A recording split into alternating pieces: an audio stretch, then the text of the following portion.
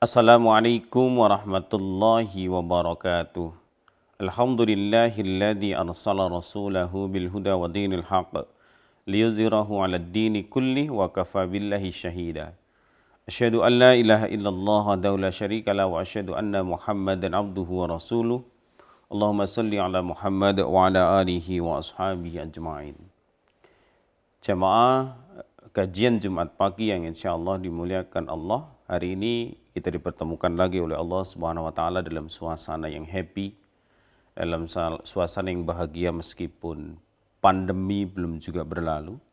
Tetapi kita optimis, kita husnudzon dan tetap menjaga diri kita dengan protokol kesehatan yang baik. Mudah-mudahan Allah segera membebaskan kita, segera menghapuskan wabah yang sungguh dahsyat ini dari bumi yang kita cintai ini. Nah, hari ini saya akan menyampaikan ayat-ayat Allah yang tertera di dalam kitab sucinya yang nanti akan kita kaji di dalam surat Al-Furqan dari mulai ayat yang ke-63. Yang ayat-ayat ini sesungguhnya oleh Allah membicarakan. Jadi Allah membicarakan tentang siapa sebenarnya hamba-hamba yang rahman, hamba-hamba yang mendapatkan cintanya Allah Subhanahu wa taala. Ciri atau karakter manusia-manusia yang Allah ridha dan Allah cinta padanya itu seperti apa? Dalam surat Al-Furqan yang dimulai dari ayat yang ke-63 itu Allah berfirman, A'udzubillahi minasyaitonirrajim. Wa ibadur rahman alladzi yamshuna 'alal ardi hauna wa idza khatabahumul jahiluna qalu salama. Ini ayat yang bicara tentang ibadur rahman, tentang hamba-hamba Allah yang maha pengasih, hamba-hamba Allah yang nantinya mendapatkan cinta dan ridhonya Allah Subhanahu wa taala. Yang pertama adalah alladzi yamshuna 'alal ardi hauna. Orang-orang yang berjalan di atas muka bumi dengan rendah hati, dengan sikap tawadhu, dengan sikap yang jauh dari kesan sombong, yang menjauhi keangkuhan, yang menjauhi sifat-sifat keburukan. Jadi orang yang rendah hati, orang yang tidak sombong, orang yang tidak selalu membanggakan ilmunya, dirinya, hartanya, keluarganya, pangkatnya, dan seterusnya, itu termasuk yang di dalam ayat ini dikatakan sebagai yamsu alal ardi hauna, orang yang rendah hati. Dan ciri yang pertama ini merupakan ciri manusia yang dicintai Allah Subhanahu wa taala. Kemudian yang kedua adalah wa idza khatabahumul jahiluna qalu salama.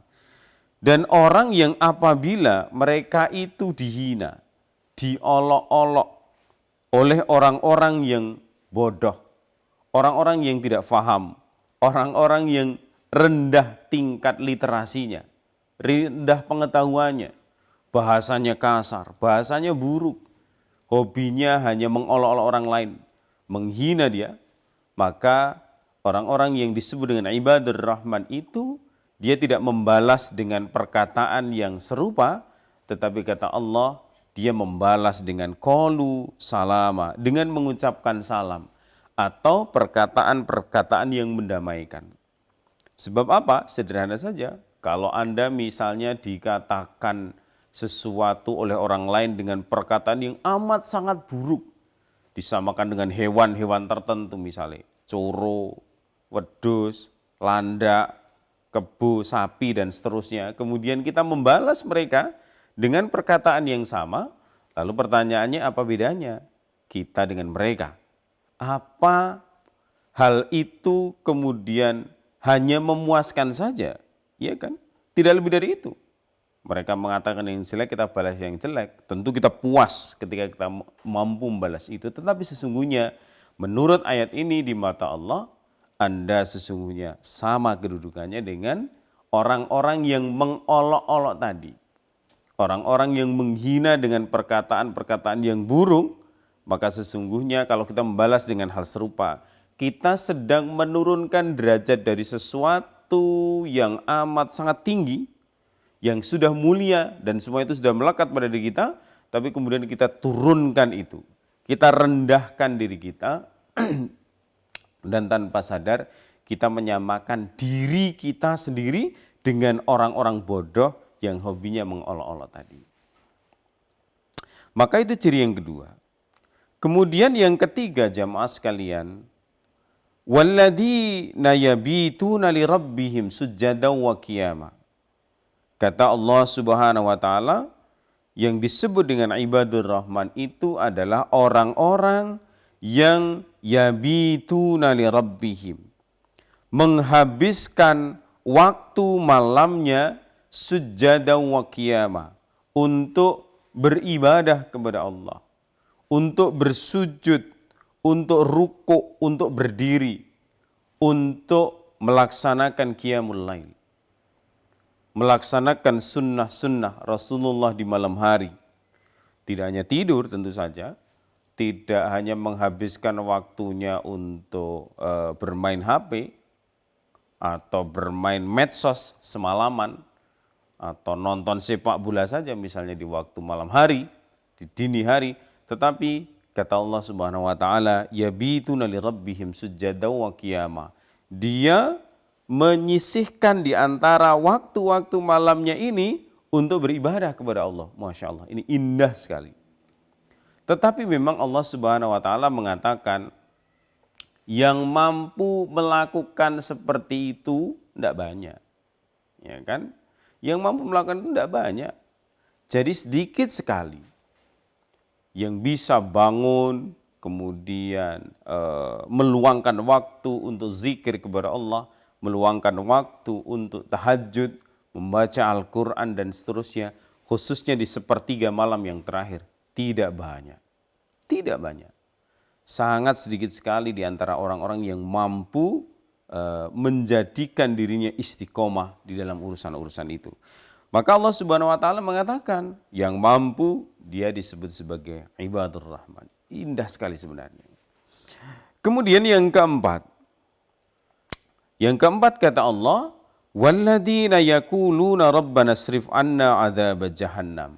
Dan orang-orang yang berkata, orang-orang yang berdoa, bermohon kepada Allah, Rabbana srif anna adzab jahannam. Ya Allah, jauhkanlah kami dari azab jahannam, dari siksa jahannam. Jahannam ini salah satu nama neraka yang Allah sediakan kepada orang-orang yang ingkar, orang-orang yang berbuat dosa, para pelaku zina, para pencuri, orang-orang yang berjudi, mereka yang meminum khamr, orang-orang yang semacam itu yang sampai di ujung usianya tidak bertaubat kepada Allah, maka sesungguhnya dia akan mendapatkan ganjaran berupa dimasukkan ke dalam jahannam. Suatu tempat di mana orang akan disiksa habis-habisan oleh Allah karena kedunguannya, karena kebodohannya, dan tentu saja karena kekafirannya. Maka jemaah sekalian, Masya Allah, dalam setiap habis sholat mestinya salah satu doa yang kita lantunkan, kita panjatkan kepada Allah adalah Rabbana srif anna adzab jahannam. Agar Allah menghindarkan kita dari azab jahannam, dari siksa jahannam yang begitu berat. Tidak ada bentuk siksaan di dunia ini, seberat apapun, tidak ada yang beratnya itu melampaui siksa yang ada nanti di jahannam. Kenapa? Inna adzabaha kana gharama. Sebab kata Allah, sesungguhnya azabnya itu membuat sebuah kebinasaan yang kekal. Jadi kalau di dunia orang itu dipukulin, ya, disiksa, atau kemarin kabarnya ada laskar yang ditembak, mungkin dia merasakan sakit. Tetapi ketika ajal itu kemudian sudah menjemput dirinya, rasa sakit itu selesai. Kecuali mereka yang amalnya buruk, tentu dia akan mendapatkan fase kesakitan yang selanjutnya. Sedangkan di dalam ayat ini dikatakan nanti ketika di akhirat, inna adzabaha kana gharama. Terus menerus siksaan itu dan tidak tahu kapan akan berakhirnya. Karena Allah mengatakan bahkan kekal ya. Ada khalidina fiha. Kekal di dalamnya, abadi di dalamnya. Apa yang abadi? Maka siksaan demi siksaan. Episode penderitaan itu terus dan terus saja. Seolah-olah tidak ada endingnya, tidak ada tamatnya. Itu kenapa?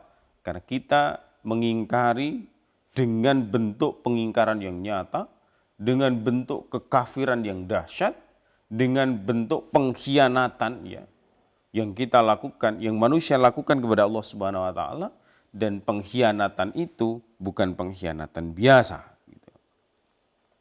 Bahkan dalam ayat selanjutnya Allah katakan dengan penegasan, innaha sa'at mustaqarran wa muqama.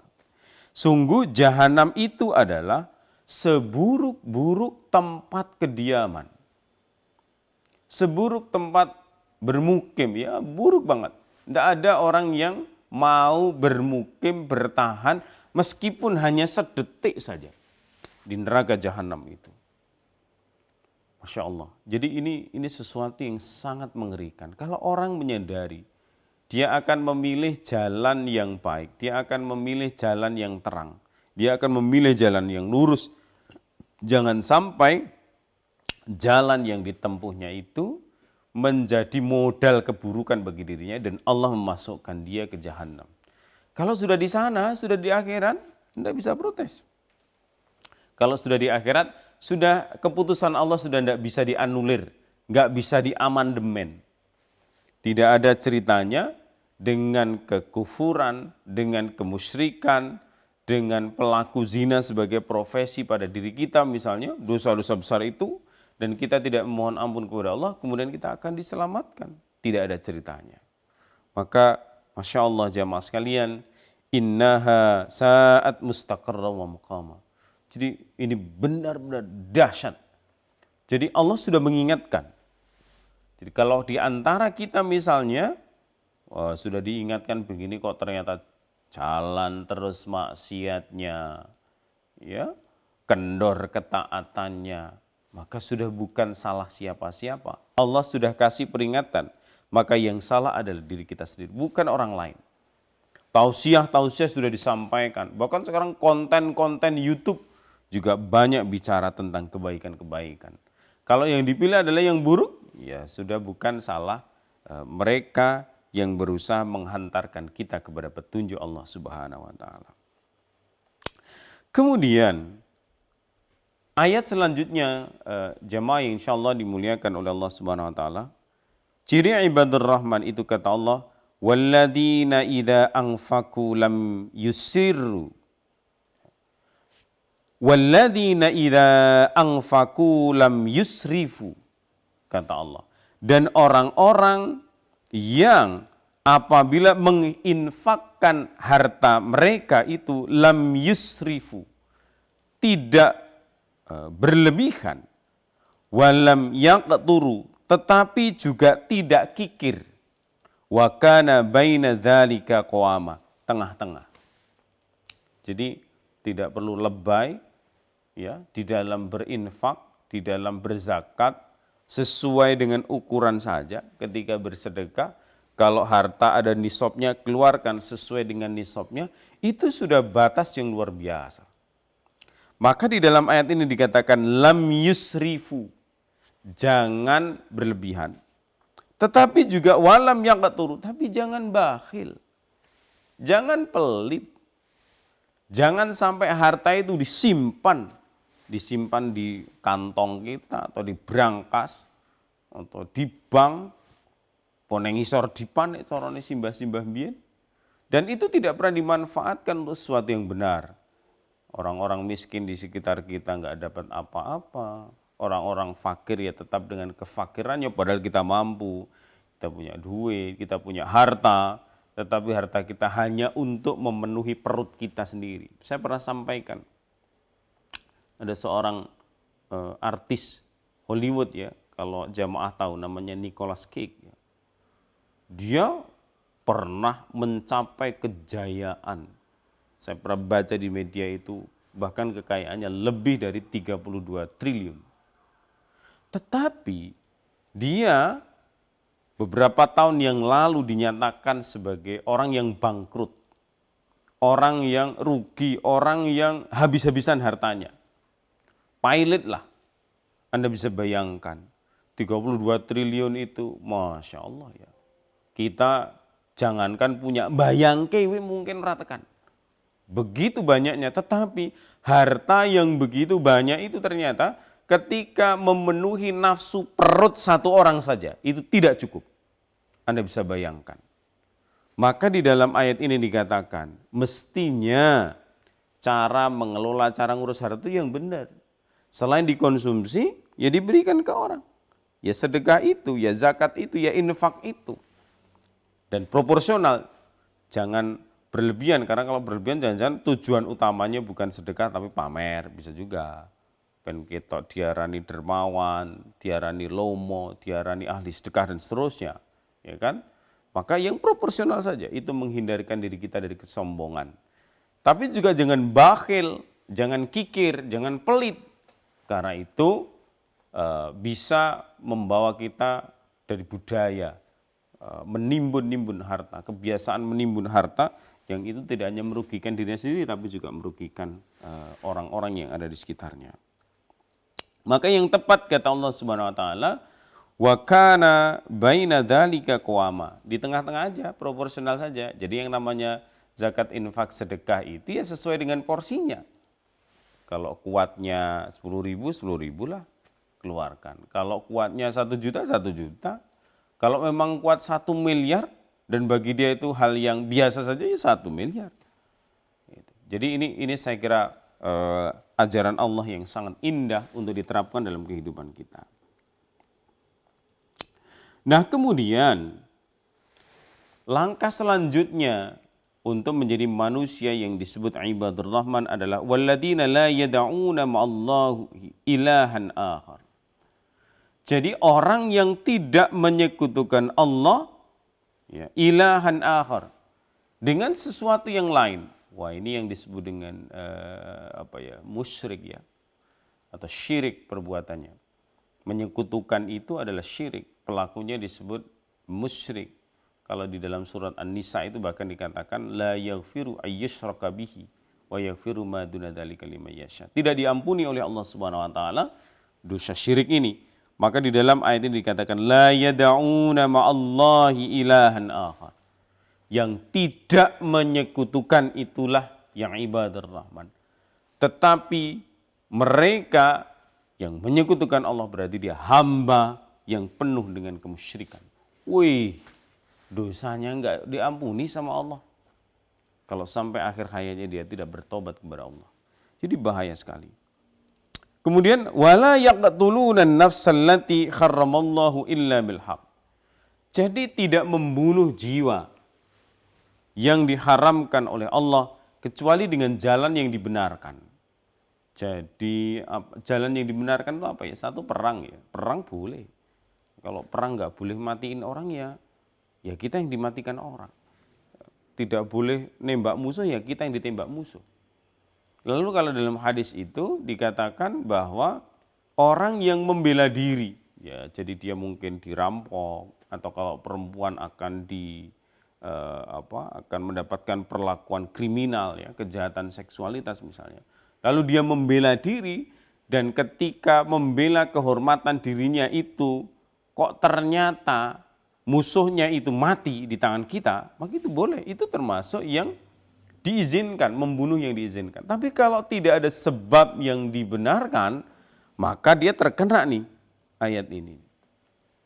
Hari ini misalnya pandemi COVID.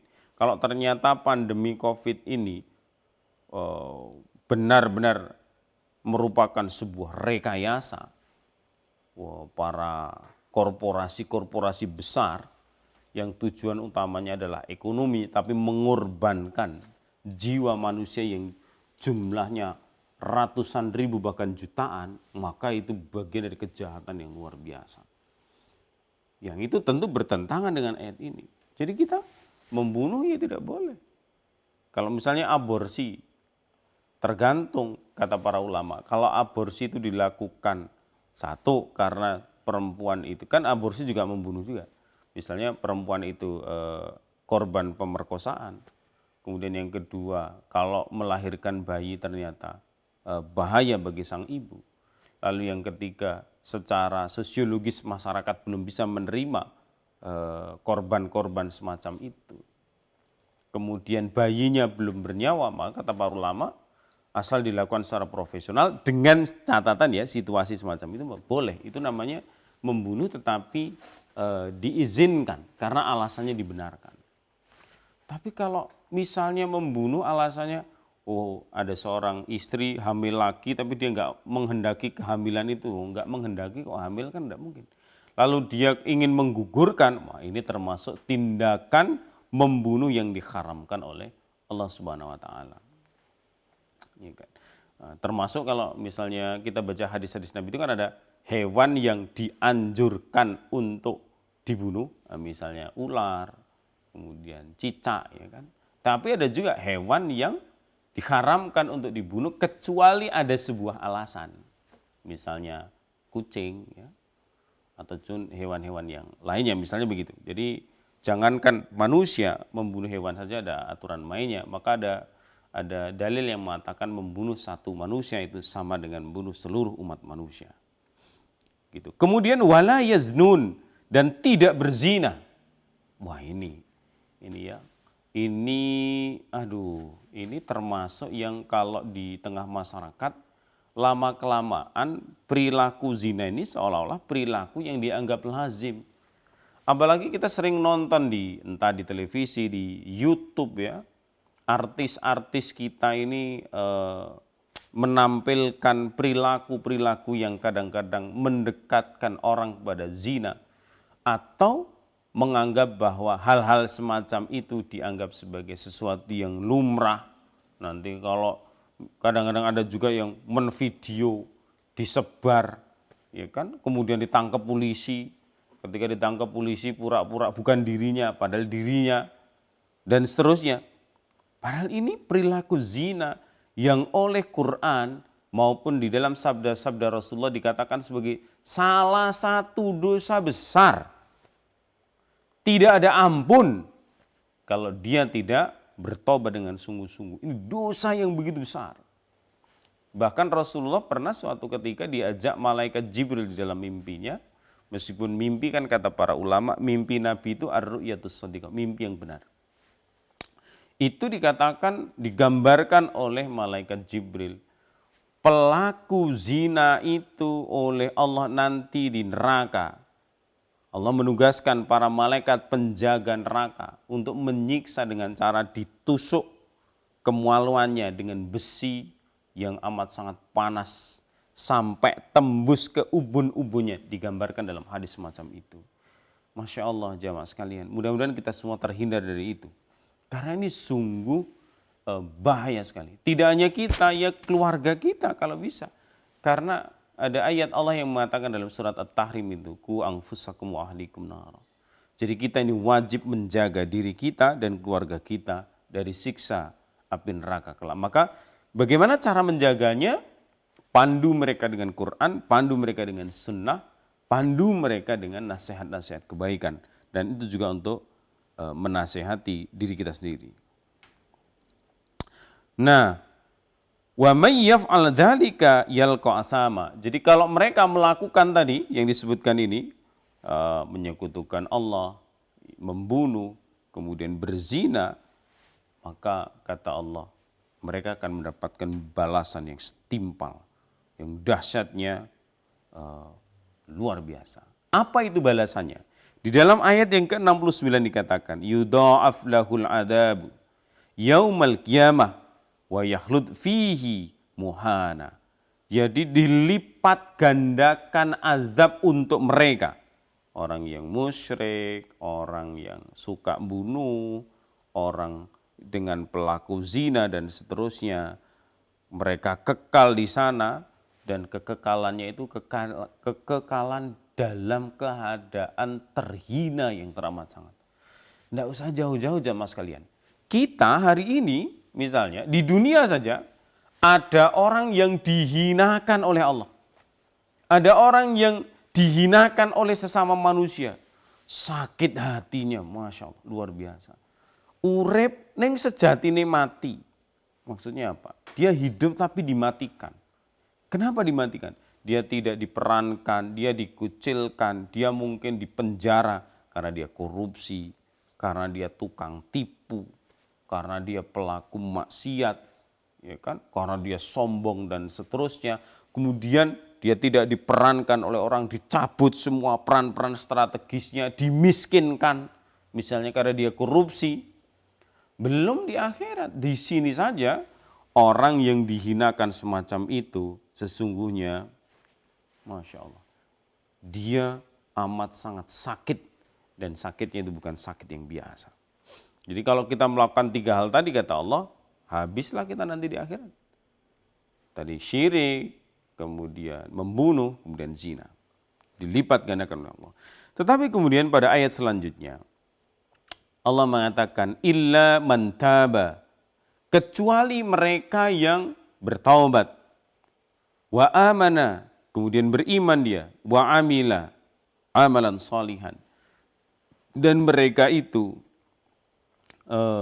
beramal saleh, meskipun tadi sudah berbuat syirik, berbuat zina, membunuh, ya ingat kan kisah misalnya seorang pemuda yang membunuh 100 nyawa manusia, kemudian dia bertobat, berusaha beramal soleh, dalam perjalanannya ternyata dia mendapatkan ampunan Allah Subhanahu wa taala.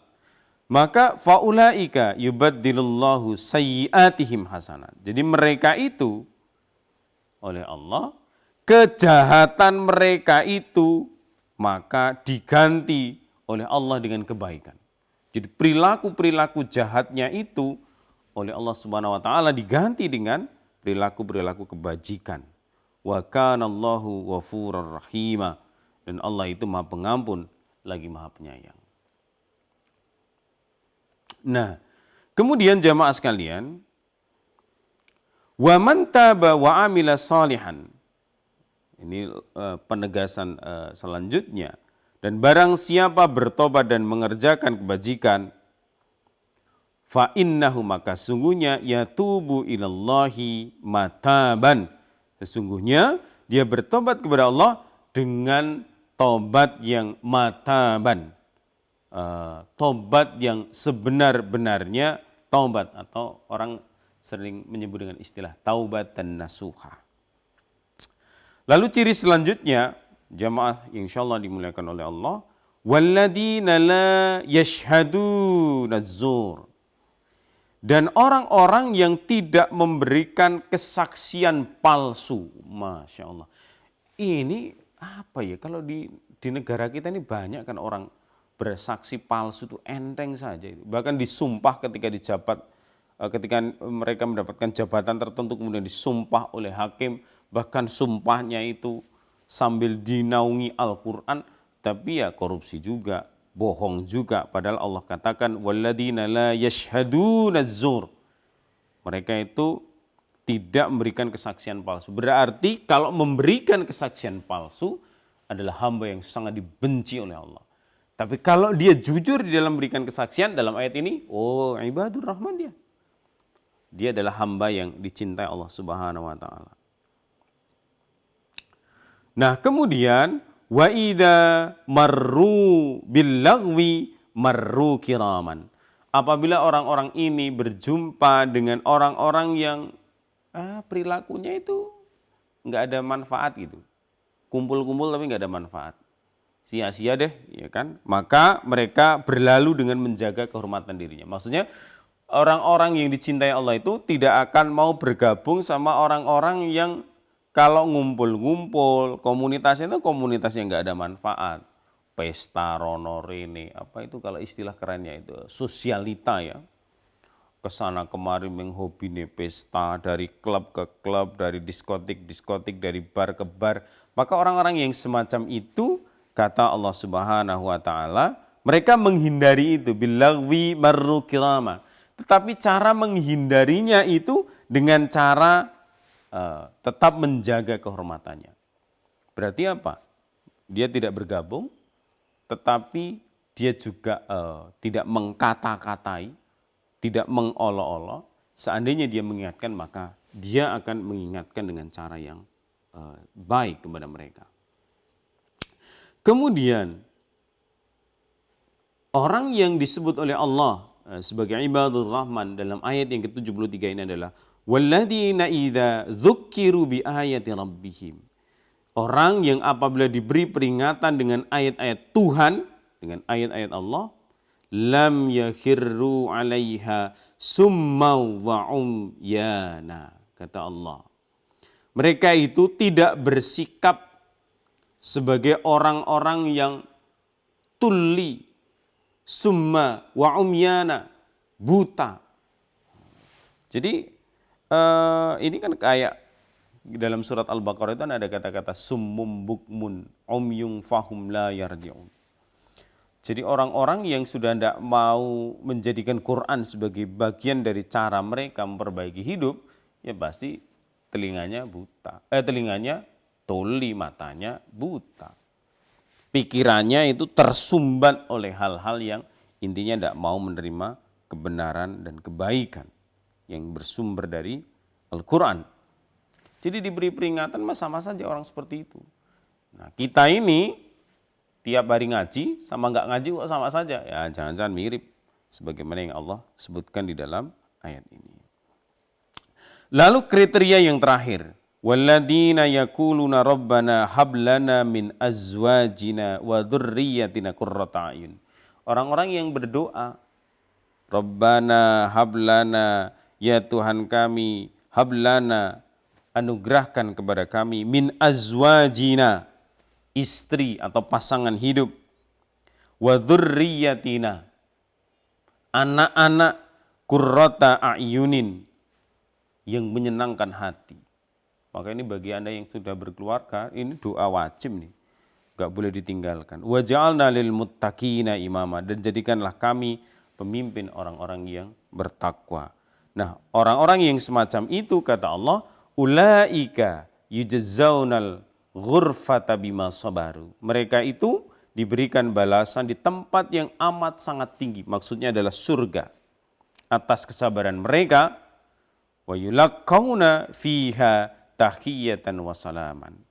Kemudian mereka itu di sana disambut dengan penghormatan dan kedamaian dan salam ya, dan kesejahteraan dan keselamatan dan seterusnya.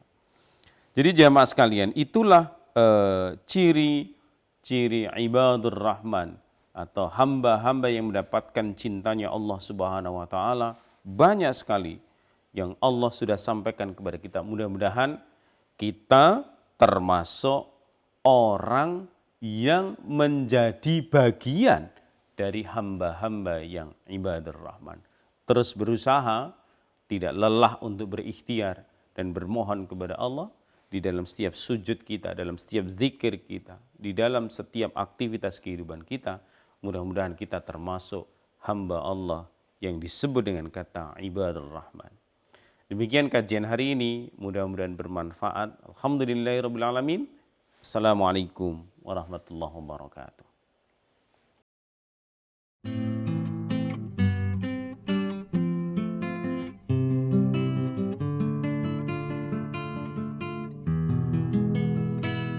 Bila waktu telah memanggil, teman sejati hanyalah amal. Bila waktu telah berhenti, teman sejati